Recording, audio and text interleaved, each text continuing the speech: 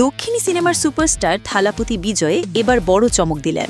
শুধু সিনেমার নায়ক নয়, এবার তিনি রাজনীতির ময়দানেও শত্রুর বিরুদ্ধে যুদ্ধ ঘোষণা করেছেন। বিজেপিকে বললেন ফ্যাসিবাদী দল আর সরাসরি চ্যালেঞ্জ ছুড়ে দিলেন প্রধানমন্ত্রী নরেন্দ্র মোদীর দিকে। ঠিক কি বলেছেন তিনি?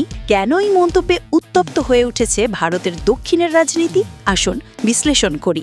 সম্প্রতি মাদুরাইয়ের পারাপাথিতে নিজ দলের দ্বিতীয় রাজ্য সম্মেলনে বক্তব্য রাখেন থালাপতি বিজয়।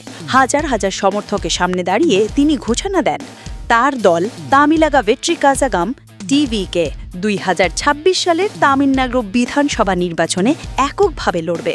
বিজেপিকে তিনি আখ্যা দেন আদর্শগত শত্রু, আর ক্ষমতাসীন ডিএমকেতে বলেন রাজনৈতিক শত্রু। আর কোনো জোট নয়, এবার একলা চলো নীতি নিয়েই মাঠে নামবেন বিজয়। তার বক্তব্যে ছিল তীব্র আক্রমণ। বিজেপিকে উদ্দেশ্য করে তিনি বলেন, আপনারা ভাবছেন 2029 সাল পর্যন্ত যাত্রা মসৃণ হবে, কিন্তু মনে রাখবেন তামিলরা কখনোই বিজেপির সঙ্গে থাকবে না। ভারতের দক্ষিণী রাজনীতিতে রূপালী পর্দার নায়কদের প্রভাব নতুন কিছু নয়। এনটি রামারাও, জয়ললিতা, এমনকি কমল হাসানও রাজনীতিতে নেমেছিলেন। এবার সেই তালিকায় নাম লিখিয়েছেন থলাপতি বিজয়। বিশ্লেষকরা বলছেন তিনি তামিলনাড়ুতে তৃতীয় ফ্রন্ট তৈরি করতে চাইছেন। ডিএমকে আর এআইএডিএমকের মতো দুই প্রভাবশালী দলের বিকল্প হিসেবে ভোটারদের সামনে দাঁড় করাতে চাইছেন নিজের দলকে।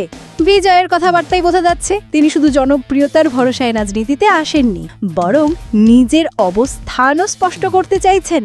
তার ভাষার সিংহ একবার গর্জন করলে 5 কিলোমিটার পর্যন্ত কম্পন হয়।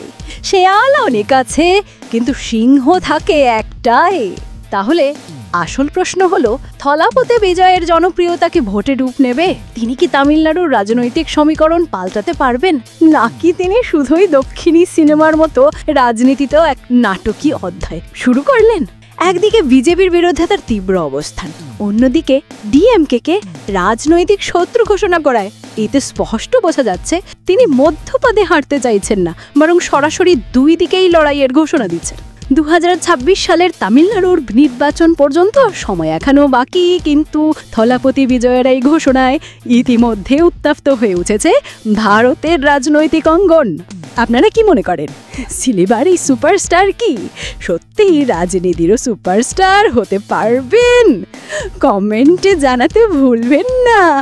আর হ্যাঁ, ভিডিওটি ভালো লাগলে লাইক, শেয়ার আর সাবস্ক্রাইব করে সঙ্গে থাকুন।